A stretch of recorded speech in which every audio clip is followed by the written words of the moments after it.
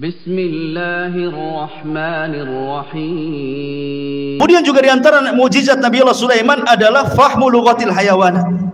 Sulaiman paham dengan bahasa binatang. Contoh ketika Nabi Sulaiman ini menyiapkan pasukan besar untuk menyerang.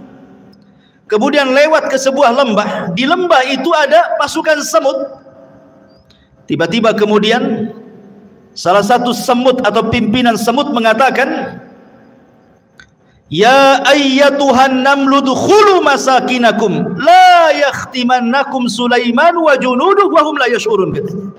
Hei pasukan semut, kata pimpinannya, segera kalian masuk ke rumah-rumah kalian. Sebentar lagi Sulaiman dan pasukannya mau datang. Jangan sampai menginjak kalian kemudian mati dan mereka tidak sadar.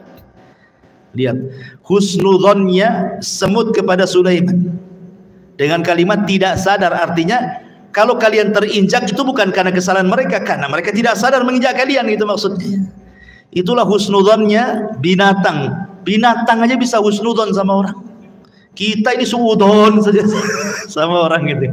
Enggak ada husnudzonnya aja. Ini juga kemudian Sulaiman mendengar dari kejauhan. Dia paham bahasa semut. Apa yang terjadi? Ketika Sulaiman mendengar pimpinan semut ngomong begitu, fatabassama dhahikan min qauliha. Sulaiman tersenyum, habis itu tertawa lebar karena paham dengan ucapannya. Kemudian Sulaiman karena diberikan anugerah seperti itu, dia bersyukur. Apa doanya? Rabbi auzi'ni an ashkura ni'mataka allati an'amta alai wa ala walidai wa an a'mala salihan tardah wa adkhilni bi rahmatika fi ibadika salihin. Ya Rabb, anugerahkan kepadaku agar aku tetap bersyukur akan nikmat-Mu. Diberikan anugerah mampu memahami bahasa hewan, gitu ya. Yang telah Engkau berikan nikmat kepadaku dan nikmat kepada kedua orang tuaku, dan aku agar aku bisa beramal saleh supaya Engkau redha dan Engkau masukkan aku dengan rahmat-Mu termasuk hamba-hamba-Mu yang saleh. Subhanallah. Manusia sekaya Sulaiman, manusia sehebat Sulaiman, manusia yang kekuasaannya sampai separuh dunia, masih mengatakan, saya bersyukur akan nikmat-Mu kepadaku. Ini pelajaran bagi orang-orang kaya, ya. Sekaya apa sih Anda dengan Sulaiman itu? Sekaya apa? Berapa uang di rekeningnya Anda itu? Berapa mobil yang Anda punya? Berapa rumah yang Anda punya itu?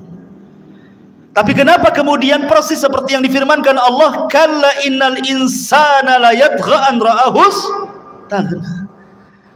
Ternyata kekayaan itu sirru tughyan, rahasia bejatnya orang. Kata Allah, sekali-kali jangan seperti itu. Terkadang ada orang yang melampaui batas ketika Allah bukakan kekayaan kepadanya. Sulaiman masih bersyukur. Beda pula dengan Qarun. Qarun malah mengatakan apa? Innama utitu min ilmin indi. Enak saja kau mau ngambil zakatku. Dia ngomong sama utusannya Nabi Musa itu. Enak saja kau mau mengambil zakatku, katanya. Ini harta aku yang dapat. Sama sekali Qarun tidak menasabkan harta itu kepada Allah, sehingga Allah katakan wa khassafna bihi wa bidarihil ardh. Kami tenggelamkan si Qarun dan seluruh harta-hartanya ke dasar bumi. Jadilah kalau sekarang nemu harta dikit-dikit harta Qarun, nemu dompet aja harta Qarun, semua harta Qarun, ya. Intinya bahwa di sini ada pelajaran besar. Kemudian juga Sulaiman mengajarkan akhlak. Bagaimana dia tersenyum kepada semut, ya. Dan senyum itu bagian daripada akhlak yang sangat murah tetapi besar nilainya, besar pengaruhnya, ikhwan. Apalah susahnya senyum coba? Senyum itu tidak susah, tapi pengaruhnya besar. Senyum itu jauh lebih berpengaruh dibandingkan ngomong, ya. Karena biasanya orang yang suka senyum itu langsung disukai orang. Beda dengan orang yang jarang senyum, gitu kan, susah orang suka. Tapi orang yang suka senyum, ya manis senyumnya karena orang suka senyum. Beda kalau orang jarang senyum, sekali senyum pahit tuh biasanya. Nah, ini senyum ngapain nih? Jangan-jangan mau pinjam uang pun, katanya kan. Artinya bahwa sebagaimana ulama mengatakan akhlak itu terbagi tiga, dari leher ke atas, kedua tangan, dan dari atas kepala ke bawah, kan. Itu akhlak namanya. Dari leher ke atas di situ ada mata. Orang yang jarang melotot kalau ngomong berarti punya akhlak. Orang yang jarang mengeluarkan kata-kata kotor kecuali santun, maka itu berakhlak. Telinganya tidak mendengar kecuali yang dibolehkan dia mendengar. Hidungnya tidak mencium kecuali yang dibolehkan dicium.